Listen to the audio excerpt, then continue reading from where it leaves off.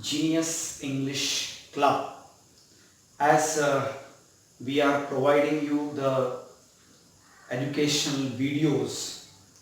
So today in this series I have brought before you the educational video for the students of 10th standard who are appearing for the board examination this year. In the last few videos we finished the second and third lesson. Today we are going to start the fourth one, which is a poetry section. The title, All the World's a Stage, a poetry by William Shakespeare, who is the father of English literature and very well known poet and a great dramatist.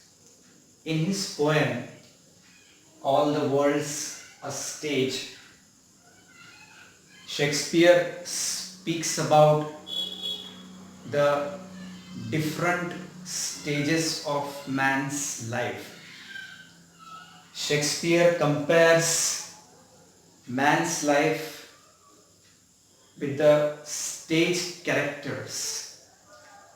Human life is like the drama in which the different roles are performed, where the different characters are introduced, and in those roles, in the plot of the drama or in the plot of the any story idea, these roles are played and they say about the lifetime situations, the happiness and struggles of man's life. Human beings, they have to play various roles in their life.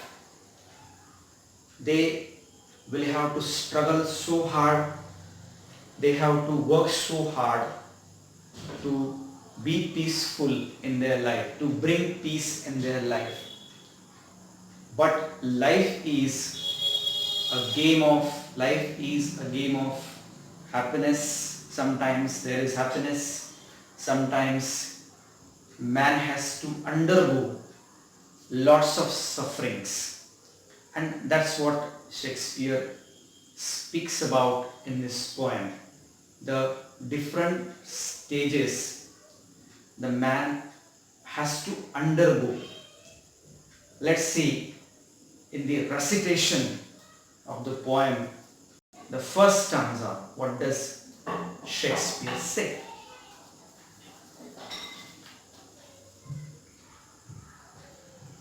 All the world's a stage and all the men and women merely players.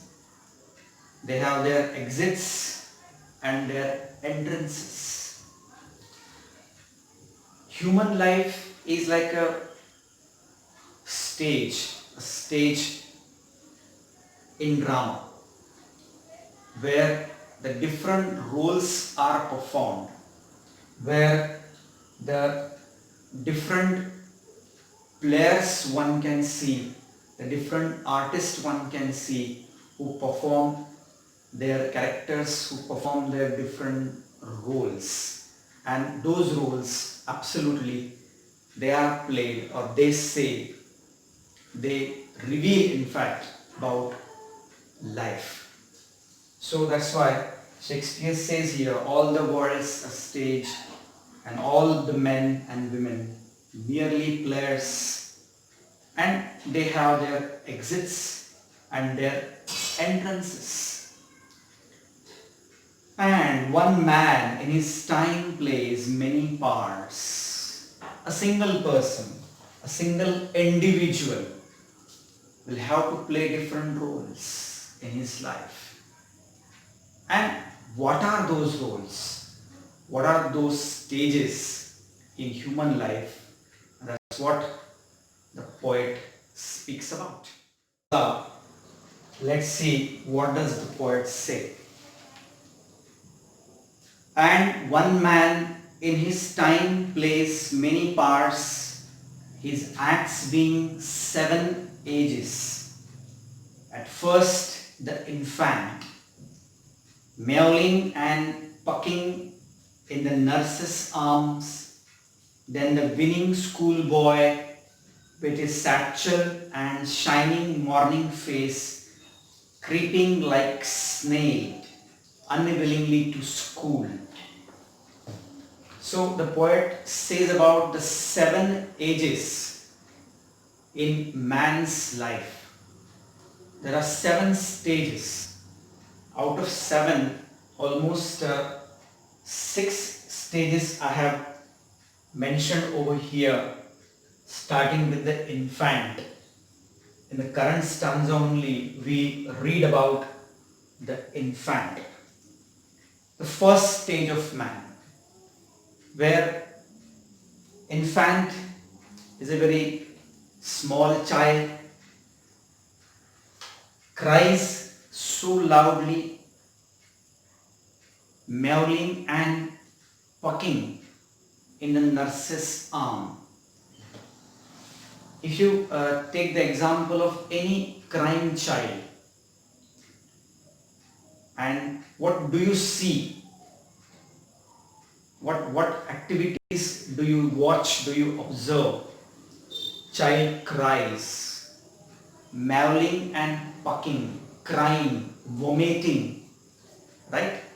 So this is the first stage of man.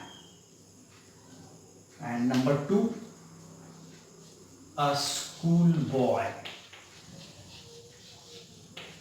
The second stage of man is schoolboy, and then comes the third stage, fourth one, fifth one, sixth one, and the 7th one. So these are the 7 stages, 7 ages of man's life Shakespeare speaks about. The first stage, where human being is called as the infant, crying, vomiting, and a small child of just 3-4 months or maximum 6 months. Then the next stage. What is the next stage? The next stage is very interesting. The schoolboy. The schoolboy who is complaining always. He doesn't have any interest to go to school, and he looks for different type of alternatives to go to school. Complaining, demanding so many things, crying, not doing studies, not doing homework.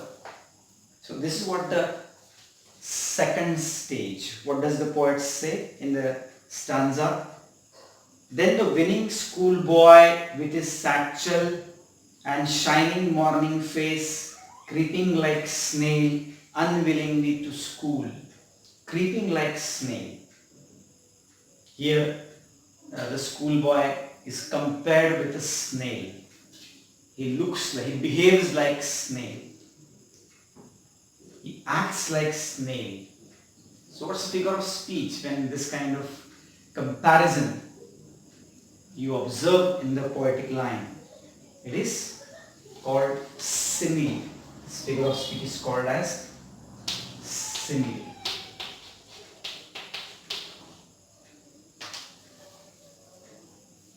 So this is the second stage, where the man is a schoolboy who is complaining and coming with his satchel, a fresh morning face, but not willing to go to school so far. So this is what happens with the schoolboy. And also one more thing about schoolboy. It is said here, one special word is used here. Winning. Winning means complaining. Who always complain. A child who always complains. Then the next stage, third stage, which is very interesting one. Third stage is the lover, where man looks for his settled life. He gets married, or before marriage, whatever the love relationship he expresses, and sometimes he becomes sad. That's what the poet speaks about. And the lover, sighing like furnace, with a woeful ballad, made his mistress eyebrow.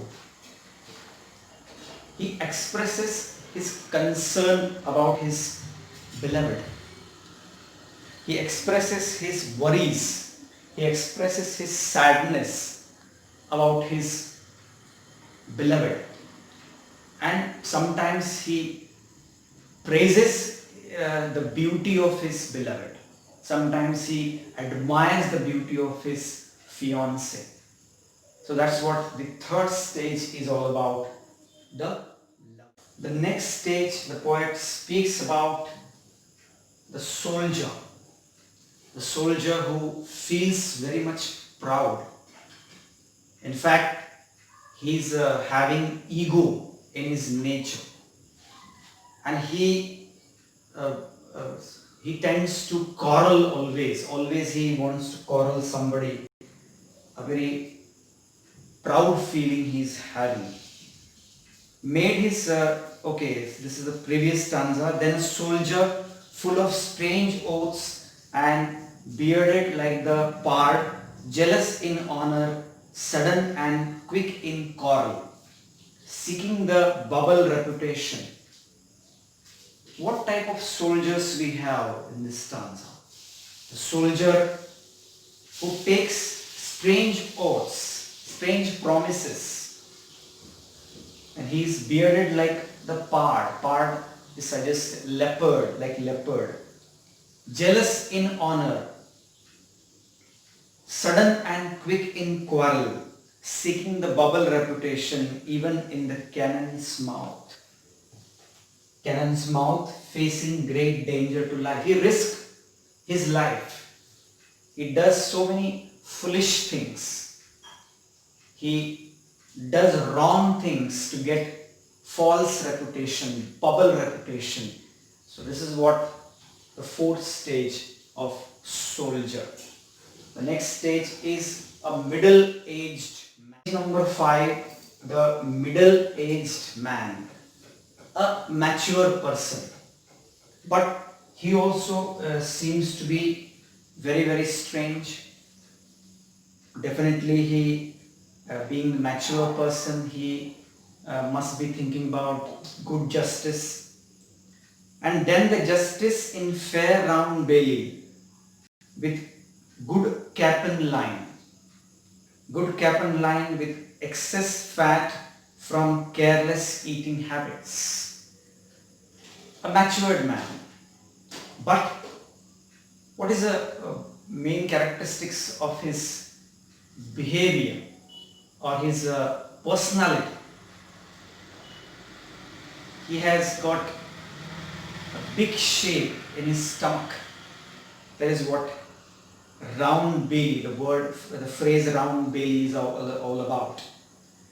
So this man, matured man, who says about so many wise saying, wise statements, he gives the examples of modern instances. So he plays his part, the mature man, the adult man. And this then comes to the 6th age, that shifts to lean and old fellow, lean and old man, who is day by day becoming older and older, getting older and older. Very thin, weak, his few of his organs of the body may become very, very weaker and weaker day by day. And there comes the last stage where man becomes so childish treble, turning again towards childish treble, pipes and whistles in his sound. Last scene of all, the last stage of all, that ends this strange eventful history. In the second childishness, the last stage of man, where man becomes so old, so weak, and there starts his second childishness. And in that case, he is more oblivion. Oblivion, the state of being unaware and unconscious. Sometimes the oldness reaches into unconscious condition, unconscious surroundings and happenings, not aware about outside world. These kind of people, they are isolated from outside world due to their weak health.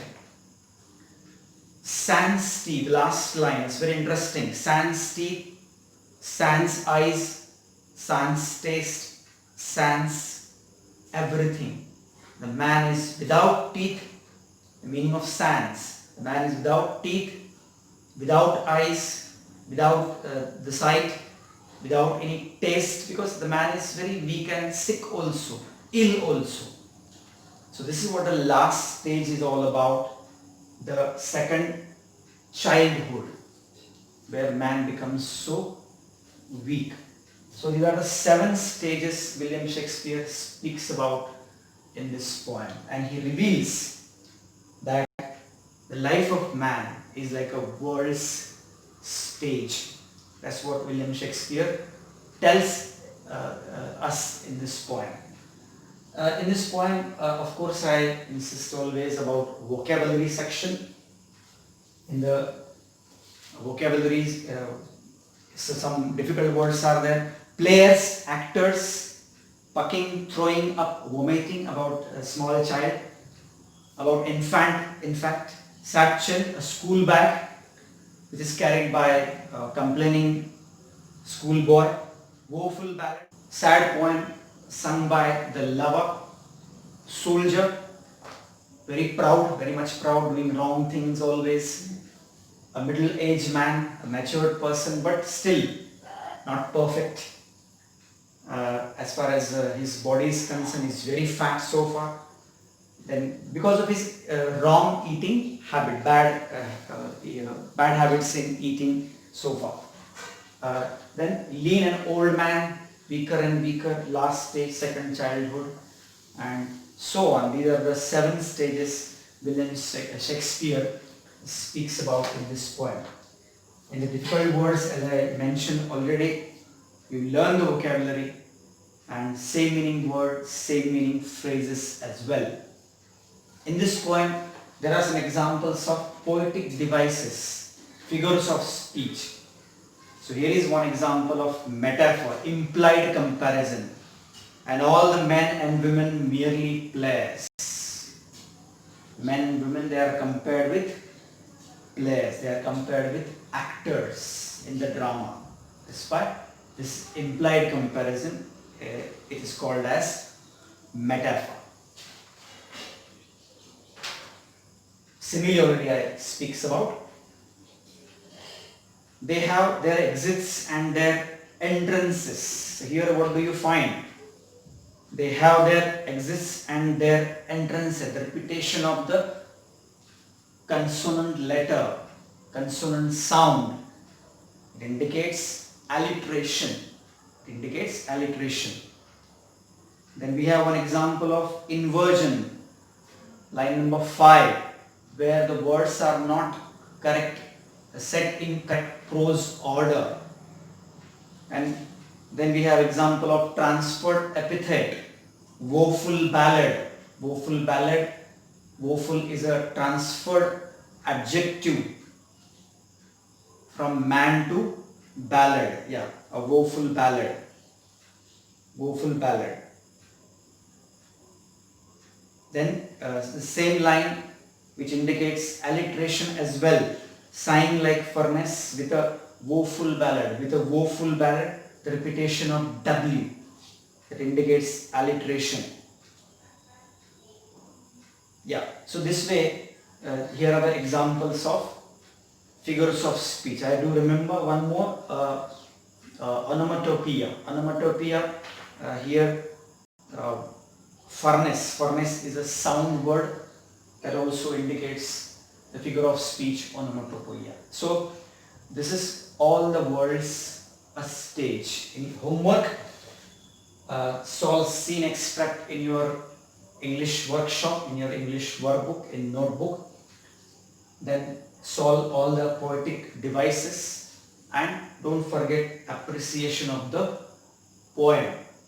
So this is your homework, and by far today we have completed the 4th chapter, which is belong to poetry section. All the World's a Stage, a poem by William Shakespeare. So regularly keep watching my videos and study well and do take care of yourself. Thank you so much.